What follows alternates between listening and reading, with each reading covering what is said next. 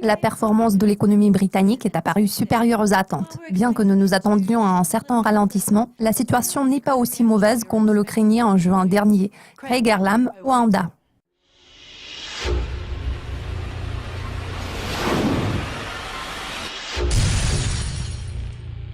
La semaine dernière, la banque Lloyds a publié son rapport sur les perspectives de l'économie mondiale pour mai. La banque laisse entrevoir des perspectives baissières pour la paire euro-sterling, le potentiel de hausse de la livre restant limité.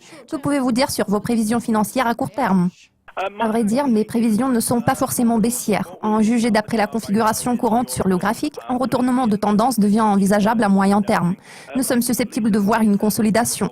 L'euro pourrait potentiellement s'établir près de son plus haut de 0,86 contre la livre pour reculer vers 0,83 par la suite.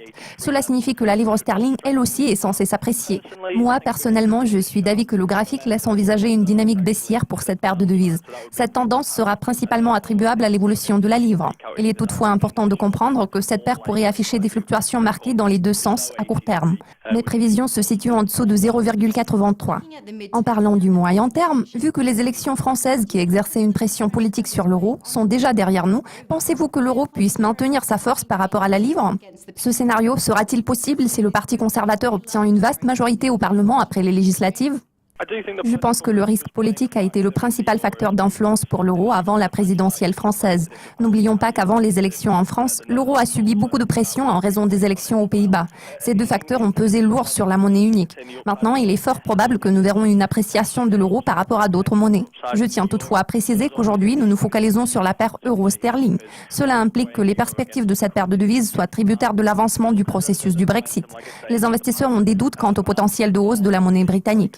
Par contre, dans ce cas concret, il existe quelques facteurs à ne pas perdre de vue. Le premier facteur est le fait que la performance de l'économie britannique est apparue supérieure aux attentes. Bien que nous nous attendions à un certain ralentissement, la situation n'est pas aussi mauvaise qu'on ne le craignait en juin dernier. Le deuxième facteur à prendre en compte est la politique des banques centrales. Je voudrais mettre l'emphase sur le fait que les participants au marché semblent avoir ignoré un commentaire assez important que nous avons entendu lors de la dernière réunion de la Banque d'Angleterre. Selon un responsable de la Banque centrale, il ne faut qu'une légère amélioration des données sur l'inflation et la croissance pour que plus de membres du MPC se prononcent en faveur d'un resserrement monétaire. Il semblerait que les investisseurs n'y aient pas fait attention. Cela étant dit, si l'économie britannique continue d'afficher une bonne performance, nous verrons une augmentation des taux d'intérêt. Cela laisse envisager un raffermissement de la livre britannique. Cela est plus ou moins conforme aux prévisions consensuelles à long terme.